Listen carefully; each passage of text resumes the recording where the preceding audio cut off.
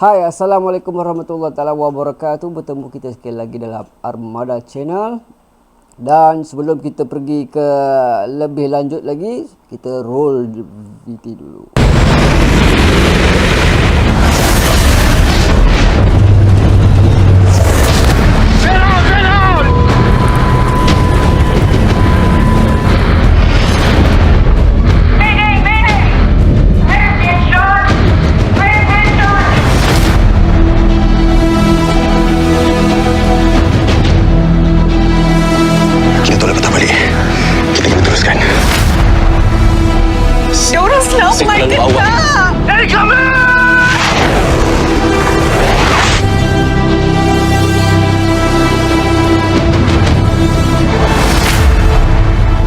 Awak tu masih dalam siasatan, awak tahu kan? But I'm the best fighter pilot you have, sir. Apa pun yang jadi, korang stay dengan aku.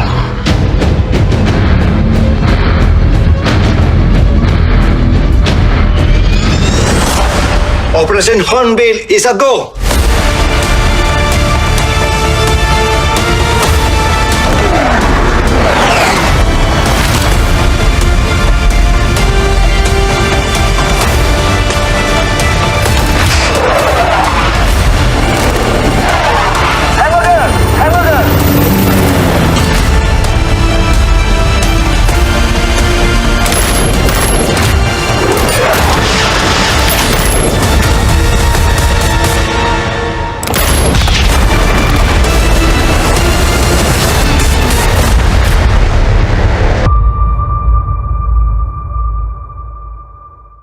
Okey, Alhamdulillah, video kali ini saya akan membuat review yang bertajuk Air Force The Movie Selagi Bernyawa, di mana saya telah menonton movie tersebut pada hari Independence Day. Dan jadi video kali ini seperti yang saya telah janjikan untuk mereview movie tersebut. Jadi kalau kita tengok konsep ataupun movie ni, dia terinspirasi daripada apa yang saya lihat pada ending movie tersebut. Di akhir tu adalah susunan-susunan produser dan sebagai nama-nama artis dan sebagainya. Dan di kala itu terdapat ada slot-slot yang pihak pengarah mungkin dia selitkan atas tujuan TDM untuk memberitahu cerita ini berdasarkan faktor apa. So cerita ni bukanlah cerita sebenar. Jadi cerita ini adalah terinspirasi di mana Malaysia pada ketika itu telah melibatkan diri dalam sebuah organisasi yang terbentuk satu badan yang seperti macam PBB itulah. Tetapi apa yang saya baca bukan organisasi dari PBB tersebut, cuma ada beberapa potong-potongan ayat yang saya baca, ia adalah sebuah organisasi mungkin dalam OISIS ataupun pada negara-negara Islam macam tu, sebab terdapat nama-nama negara seperti Mesir dan sebagainya lah yang saya baca itulah. Tapi tak habis pun saya baca, tapi kita fahamlah sedikit sebanyak. Jadi movie ni terinspirasi daripada tersebutlah. Daripada tahun 11, 13,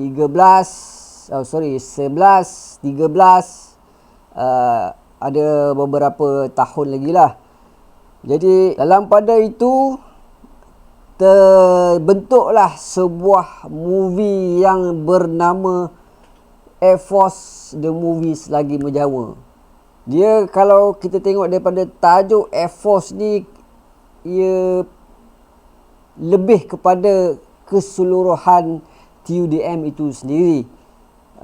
Dari Pascal daripada pilot, mungkin ada section yang tertentulah. Maklumlah saya ni bukan bidang TUDM, so saya tak banyak mengetahui akan section-section bahagian tersebut. Walau bagaimanapun, apa yang saya boleh ceritakan kat sini, memang Air Force ni adalah keseluruhan daripada jabatan dan department yang ada pada TUDM itu sendirilah. Kita ni, seperti yang saya kata tadi, Malaysia ini terlibat daripada badan-badan yang saya sebutkan tadi, dan dia adalah sebuah operasi penyelamat, bukan peperangan tapi lebih kepada penyelamat. Dan daripada inspirasi itu dimasukkan ke dalam movie ni. Yang kita tahulah kan, Malaysia ni negara mengadakan tentera bukannya untuk peperangan, sekadar untuk mempertahankan negara dan tanah air sahaja. Sebab kalau kita tengok daripada overall ATM itu sendiri terpecah kepada TUDM, TLDM, apa lagi yang ada tentera tersebut. Jadi kalau tengok pecahan-pecahan tu, dia punya orang panggil apa, parajurit ketenteraan tak sebesar negara-negara kuasa besar tu. Konsep yang ada itulah yang menyebabkan Malaysia melibatkan diri dalam organisasi ataupun badan-badan yang boleh Malaysia melibatkan diri untuk membantu misi menyelamat negara-negara yang mempunyai masalah-masalah yang dihadapi pada ketika itulah. Dan pada awal cerita movie tersebut, kita boleh lihat dalam masa 10 minit yang pertama, ketika skuad tim TUDM ini, Pascal yang berada di Namburi. Namburi adalah satu pulau. Kalau kita tengok daripada movie tersebut, dia tunjukkan dalam peta ketenteraan Malaysia bahawa Namburi itu terletak di Filipina. Jadi tidak jauh lah.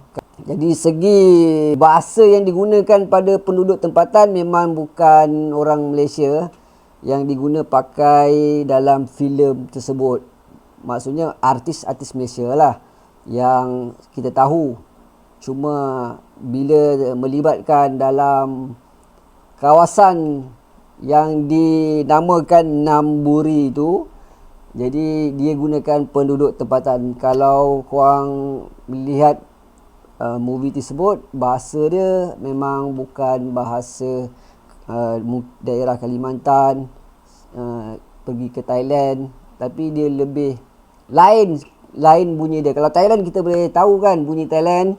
Kalau belah Kalimantan kita tahu kan dia dekat-dekat dengan Indonesia, macam mana bunyi dia. Dia punya language dia, lenggok dia macam mana kita faham, kita boleh tahulah. Cuma yang ini di Namburi ni, kalau penduduk tempatan itu menggunakan dialek bahasa, memang bukan yang mula-mula yang kita duduk ke panggung, oh ini kita boleh mengagak, ini belah-belah Kalimantan kot, belah-belah sini kot, belah sini. Bukan. Tapi dari sudut peta yang ditunjukkan oleh ketenteraan TUDM tu, kita boleh lihat dia berhampiran dengan Filipina lah. Ketika itu skuad Pascal ataupun TUDM ni nak pulang ke Malaysia. Misi dia dah habis. Apa yang ditunjukkan dalam slot scene tersebut, dia seolah-olah macam dia ada bunyi siren, seolah bunyi kecemasan. Tapi dalam bunyi kecemasan siren tu, squad team ni dia orang kata bergerak dengan pantas lah untuk menaiki pesawat aircraft A400 untuk pulang ke negara Malaysia, di mana setelah beberapa ketinggian tersebut, satu peluru pepandu telah mengikuri daripada belakang dan menyebabkan pesawat aircraft itu jatuh. Dan disitulah bermulanya cerita dalam Selagi Bernyawa ini. Tajuk dia Selagi Bernyawa. Jadi kat situlah bermulanya cerita tersebut. Saya tak nak buka spoiler terlampau banyak sangat. Kalau korang rasa nak lanjut, korang kena support filem ni, tonton sendiri di pawagam yang berhampiran dengan korang lah. Jadi saya cuma buat review saja. Jadi apa yang saya rasa saya suka, saya akan cerita. Apa yang saya rasa tak suka pun saya akan cerita. Di mana dalam filem ni, apa yang saya suka, saya lebih tertakjub dengan pesawat Sukhoi kita lah. Mana tak tahu, pesawat Sukhoi adalah Sukhoi Su-30 MKN, memang yang viral di Malaysia setakat ini. Dan pesawat tu telah dapat perhatian di seluruh negara kerana kepakaran engineering QDM itu yang telah mengubah suai sistem yang terdapat pada Sukhoi 30 MKM tersebut. Dia punya style pilot tu pandai mengkreativiti ataupun melakukan skill yang ada pada dirinya, membuatkan pesawat tu nampak lebih tertakjub bagi penonton-penonton yang melihat daripada bawah. Dia boleh buat Cobra. Cobra tu apa? Korang kena tengok Cobra tu macam mana. So, apa yang terdapat yang ditunjukkan pada show-show tersebut, dia punya peluru penangkis, peluru pepandu memang ada dalam movie tersebut. Sama. Selain pesawat Sukhoi, kita ada juga Hornet. Kalau kita tengok, dia orang panggil fight dog dalam scene tersebut. Ketika fight dog dengan pilot Namburi tu, askar daripada Namburi tu, dia orang fight, dia pergi sini, pergi atas, dia macam-macam. Kita boleh tengok dia punya akrobatik, memang wow. Kita tengok, tak sangka pula cameraman boleh ambil shot tersebut.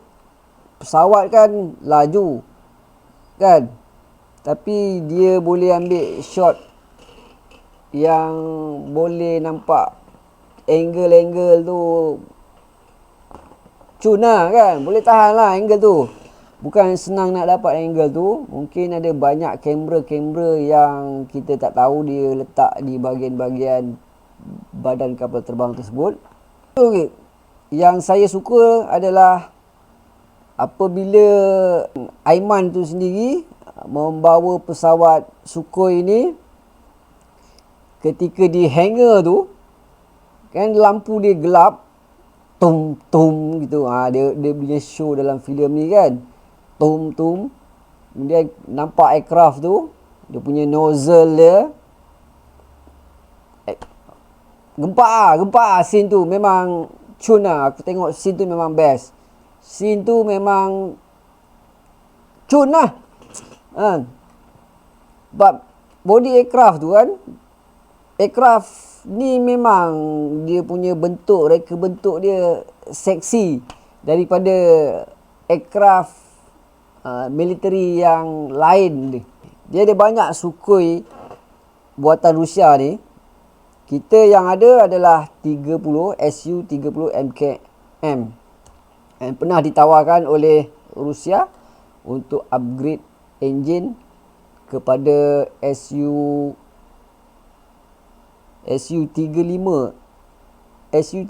ke, lebih kurang macam tu lah kan. Korang boleh scroll balik kalau nak tahu cerita tentang aircraft ni lah. Dan lakonan dia yang saya nampak, tim Pascal tu ketika di operasi tersebut, dialog boleh nampak tak kaku lah. Pandai lah pelakon tu dia membawa karakter seorang tentera. Cuma yang saya tak suka pada satu scene tu, ada satu scene throwback di mana yang saya cakap ada 10 minit awal tu, kat situ ada masuk scene throwback.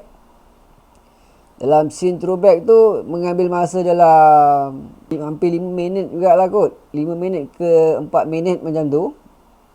Dua orang karakter iaitu Mantis dan Rock ni, bagaimanakah dia boleh ada kontak rapat, apakah sebab-sebabnya, di situlah throwbacknya berlaku.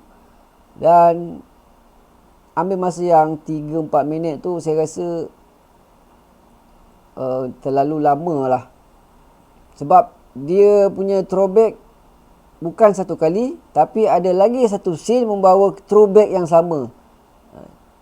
Cuma kali yang kedua tu dia shortkan daripada yang pertama tadi tu. So ada dua throwback dekat situ, cuma throwback tu benda yang sama. Aku rasa kalau benda yang sama tak perlulah kot nak masuk kan. Seelok-eloknya kalau nak pakai yang throwback yang kedua tu, yang pertama tu boleh masuk ke yang kedua tu terus. Ataupun nak pakai yang pertama tu, yang kedua tak payah pakai. Terus pergi fokus step, next step. Dan jalan cerita dalam Air Force The Movie ni dia tak macam Mat Kilau. Mat Kilau dia banyak fast. Dia akan bagi dan terus bagi. Banyak action dan korang pun lepas ni. Cuma yang ni dia macam slow tapi mendatar. Dia tak pergi drop ke bawah dan melalut-lalut sangat. Cuma dia nak tunjukkan what the next step. So jalan cerita dia tu nampak lah. Dia tak melarat pergi ke jauh-jauh lagi. Tak ada lah. Cuma yang throwback tu je lah. Dia boleh buat scene tu 2 kali, cuma berbeza durasi minit saja. Itu yang saya rasa tak patut. Patut pilih salah satu, bukan dua-dua. Sebab benda sama. Ada satu lagi scene, kalau korang tengok, memang ada dalam scene Air Force The Movie, kalau korang perasan lah, memang ada CGI. Ini dari apa yang aku nampak, tak tahulah korang nampak dari sudut mana, tapi apa yang aku nampak ada 2 scene yang dia gunakan CGI, di mana salah satu scene tersebut ketika aircraft A400 itu telah diletupkan oleh sebuah missile ataupun peluru pandu tu mengejar daripada belakang. Itu bila dah letup tu nampak CGI lah. Lepas jatuh ke darat tu nampaklah rangka aircraft tersebut, tapi tak tahulah aircraft mana dia bakar, tak tahu.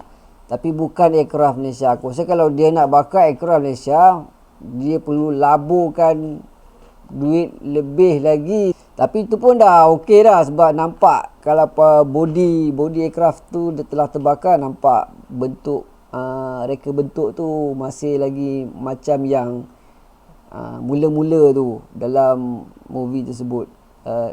Tapi cuma ada badan bahagian tu yang telah patah lah kan, sebab dah jatuh ke bumi.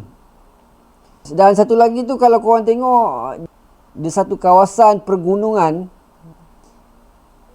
di kawasan pergunungan tu terdapat peluru pepandu ke, peluru apa ke, aku tak tahu dia orang pakai apa. Tapi yang tu kita boleh nampak sama lebih kurang dengan Avengers, Captain America First Avengers yang pakai shield yang lama tu, yang macam lencana sekolah lebih kurang lah bentuk macam tu. Bukan yang bulat tu, yang mula-mula tu.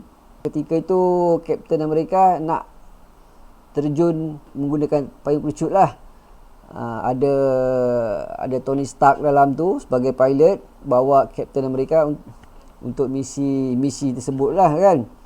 Dan di situ kan kita nampak kan peluru berpandu siung. Sama konsep tu dia pakai dekat Air Force the movie ni. Ketika dalam team squad ni nak menuju ke terowong kawasan tersebut, boleh nampak peluru pandu tu. Tu yang saya lihat ada 2 yang digunakan CGI. Yang lain-lain tak ada. Kemudian satu lagi yang part ending ya. Hampir ending lah. Bikun dekat ending jugalah kan. Boleh kata epic juga. Tapi scene tu sama kalau kita tengok dekat Mat Kilau. Mat Kilau dalam ending epic tersebut, dia orang-orang kampung tu sendirilah kan. Orang-orang kampung tu datang tiba-tiba daripada dia tak nak untuk membantu Mat Kilau. So akhirnya dia ada tak tahu bermusyarah, berpakat ramai-ramai dan bersetuju untuk membantu Mat Kilau and the gang semua tu. Kemudian orang kampung datang ramai-ramai. Kat situ konsep tu dia pakai kat sini juga. Apabila dalam kesusahan squad tim Pascal ni, beberapa orang gugur dalam medan peperangan ini. Jadi dia nak menuju ke orang panggil lokasi yang telah dibagi oleh ibu pejabat untuk pergi ke sana supaya skuad bantuan boleh mengambil diorang ni lebih senang dan bawa terus ke Malaysia lah. Daripada scene tu kita boleh nampak Adiputra itu sendiri ketika dia sanggup menawarkan diri berkorban demi skuad, demi tim dia. Jadi dia ambil jalan untuk orang panggil macam bunuh diri. Tapi dia bukan bunuh diri, dia memperjuangkan kan. Jadi dia suruh tim dia belah dulu dan dia orang yang terakhir. Kemudian dia buat satu panggilan kepada ibu pejabat, danger close. Danger close. Aku tak tahulah maksud dia apa kan daripada sudut TDM. Jadi TDM pun datanglah skuad bantuan tadi. Dan di situ nampak tentera nombor itu maju dengan jumlah yang ramai untuk membunuh tim Malaysia ni tadi, tim Pascal ni. Kat situ nampak dia punya ni. Wow, tak sabar. Tak puas hati pun ada. Dan dalam filem ni ada satu babak jugalah, satu scene yang kelakar sikit lah. Ada je sikit lah kelakar. Dalam series tu ada kelakar satu scene tu. So far saya rasa filem ni bagus untuk rakyat umum, bukan untuk prajurit ataupun ex-prajurit cerita ni. Sebab kalau untuk ex-prajurit memang rasa tak sesuai lah. Sebab diorang dah bekerja kat situ, so diorang tahu cara mereka ni bekerja macam mana.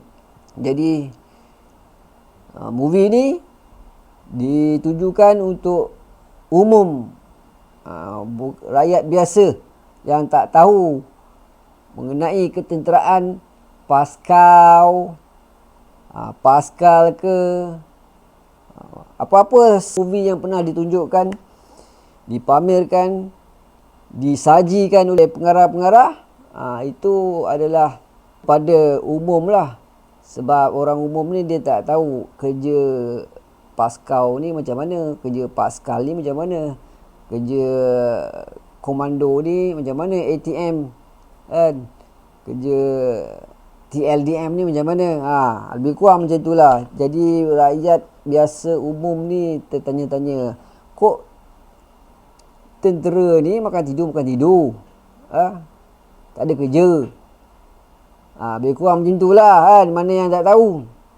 So cerita ni diterbitkan memang untuk orang biasa kita lah, orang macam saya, macam korang semua yang tak tahu tentang tentera. So ditunjuklah kat situ. Dan cerita ni memang sesuai dikeluar pada sekarang ni. Kalau korang tengok, pandai susunan dia, era dia. Mula-mula dikeluarkan Mak Kilau dulu pada bulan lepas, hampir 1 bulan. Dan masuk bulan Ogos, genap 25 hari bulan, dia punya show pula keluar. Kiranya macam era tu telah berubah zaman. Korang perasan tak? Daripada yang zaman dulu pergi ke zaman terkini. Dan itulah dia Independent Day. Pandai tak dia orang punya create, dia orang punya schedule lah. Terbaik lah juga kan dia orang punya setting tu. So aku rasa itu saja yang boleh saya share, kongsikan pada korang. Lain-lain tak ada apa. So rating dalam filem ni pun saya dah bagi. Korang pandai-pandai sendirilah kan. Kalau rasa nak tonton, jangan malu-malu, tonton filem tersebut. Support filem negara kita, Malaysia. Dan apa yang korang telah laburkan nilai wang ringgit anda untuk satu keping harga tiket, jadi dibalas dengan rasa hormat pada tentera-tentera bahawa kita sebenarnya support dengan ketenteraan negara kita demi menjaga tanah air yang tercipta. Okey, saya sudahi dengan wabillahi taufiq hidayah. Assalamualaikum warahmatullahi wabarakatuh. Jumpa lagi. Bye bye.